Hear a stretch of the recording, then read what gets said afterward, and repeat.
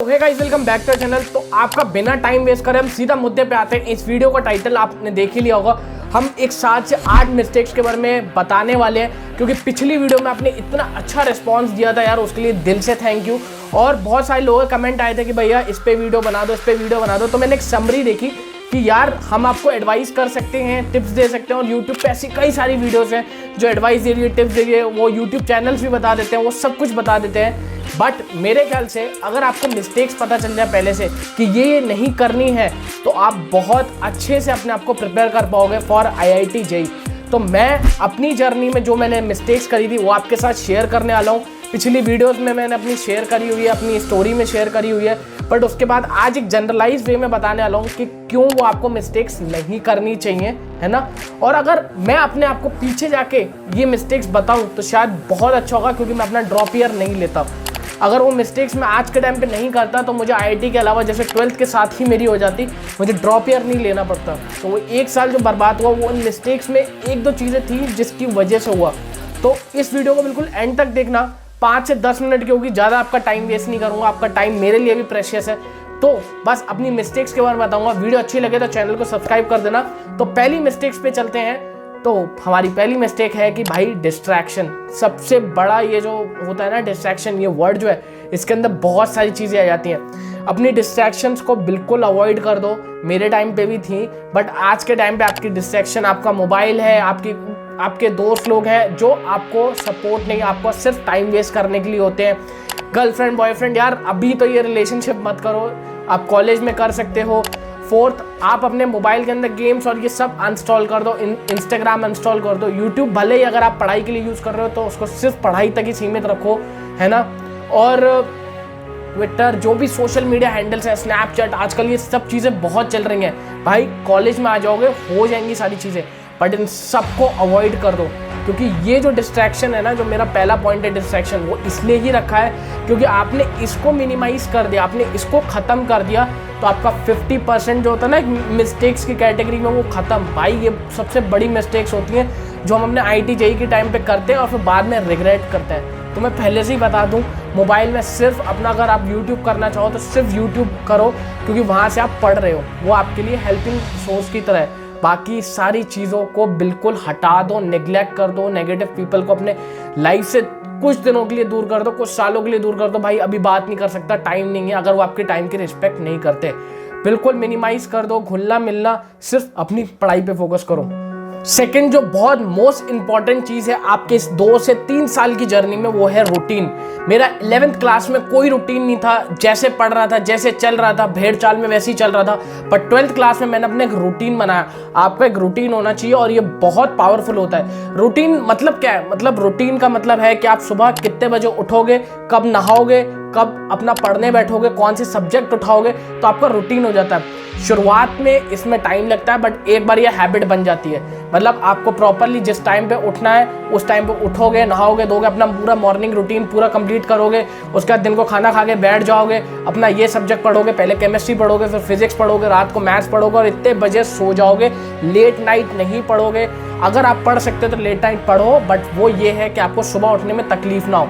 अगर आप late night पढ़ रहे हो और अपना सुबह का टाइम सेक्रीफाइस नहीं कर रहे तो बिल्कुल करो, बट अगर आप ऐसा हो रहा है तो प्लीज़ ऐसा मत करो। तो आपका एक रूटीन होना चाहिए। अब आज के टाइम पे रूटीन कुछ भी हो सकता है। कई बंदे तो लेट नाइट भी पढ़ते हैं और सुबह तक सोते हैं और फिर दिन को भी उनका चल जाता है।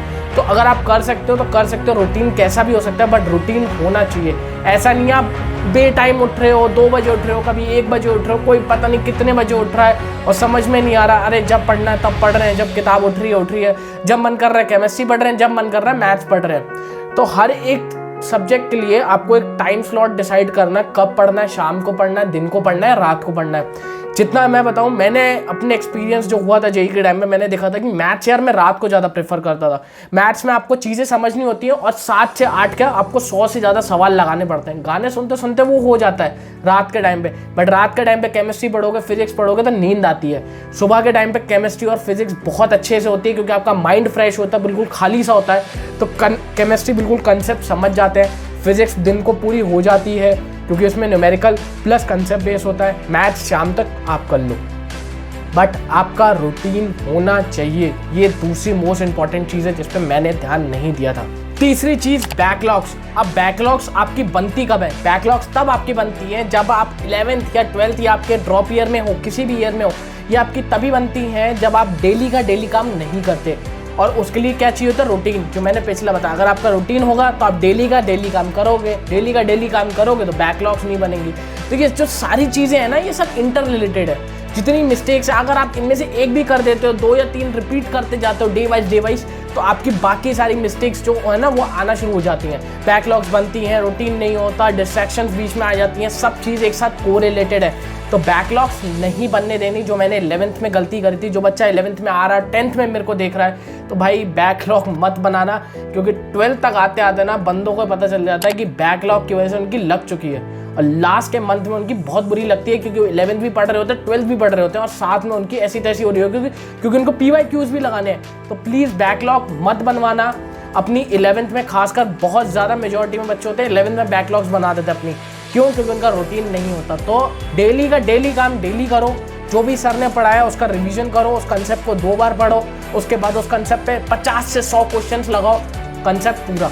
ये धीरे धीरे धीरे धीरे करके चीज़ें कंपाउंड हो जाएंगी और आपकी 11th बिल्कुल सॉलिड कंक्रीट की तरह हो जाएगी।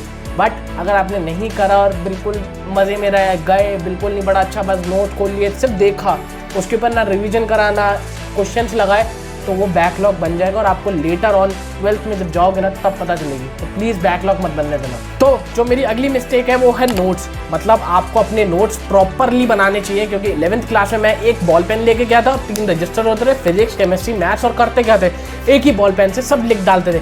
पर वो आपको नहीं करना है। आपको 3 से 4 पेन लेके जाने हैं, स्केच पेन ले लो, हाईलाइटर ले लो, बट इतने सुंदर नोट्स बनाओ कि जब आप 1 साल बाद अपने 12th के बाद 11th के नोट्स पढ़ो तो आपको सब समझ में आ जाए। और अपने हैंड रिटन नोट्स आपके लिए बहुत ज़्यादा अच्छे होते हैं। मैं ये नहीं कह रहा है कि अपने जो भी इंस्टीट्यूशन ज्वाइन करा है उनके नोट्स अच्छे नहीं, उनके नोट्स डेफिनेटली अच्छे हैं, उनकी मॉड्यूल्स अच्छी हैं, उनकी बुक्स लगाओ, बट अपने जो हैंड रिटन नोट्स होते हैं ना वो आपको याद दिला देते हैं कि इस टाइम पर मैंने जो चीज़ लिखी थी ना वो ये लिखी थी, क्यों लिखी थी और क्या लिखी थी।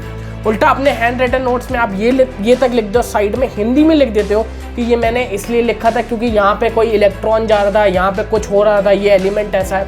और वो जो छोटा सा 2 मिनट का 2 लाइन का वो होता है ना नोट, वो आपका बड़ा काम आ जाता है और आपको पूरा नोट समझ में आता है। तो ये गलती मत करना, अपने नोट्स अच्छे से बना के रखना 11th में और 12th में। जो अगली मिस्टेक है वो ये है पढ़ने का पैटर्न आपका। जब मैं 11th में था तो मेरा पैटर्न ऐसा होता था, यार 1 घंटा पढ़ लिया, 2 घंटे मज़े कर लिए, फिर 2 घंटे पढ़ लिया, आधा 1 घंटा और मज़े कर लिए। और भाई साहब जब मैं वीडियोस देखता था उन लोगों की जो 8-8 घंटों की वीडियो बना रहे हैं, 8-8 घंटे के टाइम लैप्स बना रहे हैं, अरे 10-10 घंटे के टाइम लैप्स बना रहे हैं, मैं दिमाग फट जाता था। उनको देख के तो और डीमोटिवेशन आ रही कि भाई ये लोग कैसे पूरा पढ़ रहे हैं। और भाई केमिस्ट्री सुबह उठ रही है 4 बजे 5 बजे, ये रात तक कर रहे हैं, और भाई इनको देख के और डीमोटिवेशन चढ़ी आ रही। बट लेटर ऑन जब मैं 12th में आया, जब मेरे जो दोस्त आज IITs में हैं, जब मैं उनको देखता था, उनका एक बहुत सिंपल पैटर्न होता था पढ़ने का। आधा घंटा पढ़ा, 5 मिनट रेस्ट, फिर आधा घंटा पढ़ा, 5 मिनट रेस्ट, या तो 25-5 का रूल लगा लो, 25 मिनट पढ़ो बट ऐसा पढ़ो, क्वालिटी वाला पढ़ो, 5 मिनट रेस्ट। आपका दिमाग ज़्यादा से ज़्यादा 1 घंटा कॉन्सेंट्रेट कर सकता है, ये स्टडीज़ में भी कहा गया है। ज़्यादा से ज़्यादा 1.5 घंटा खसीट जाओगे यार, बट उसके बाद पक्का इधर उधर कुछ ना कुछ कर ही दोगे। तो इससे अच्छा आपका दिमाग ऐसे करे तो आप आधा घंटा पढ़ो, 5 मिनट रेस्ट लो, आधा घंटा पढ़ो, आधा घंटा रेस्ट लो। मतलब जिस तरीके से आपको पैटर्न आपका समझ में आए कि 1 घंटा पढ़ने का आधा घंटा रेस्ट लेना, बट एक पैटर्न से पढ़ो। ये नहीं 1 घंटा पढ़ा 2 घंटे का रेस्ट ले लिया। रेस्ट टाइम पे ऐसा नहीं कि रेस्ट टाइम कुछ ज़्यादा होगा, तो पढ़ने का अच्छा पैटर्न बना लो, है ना।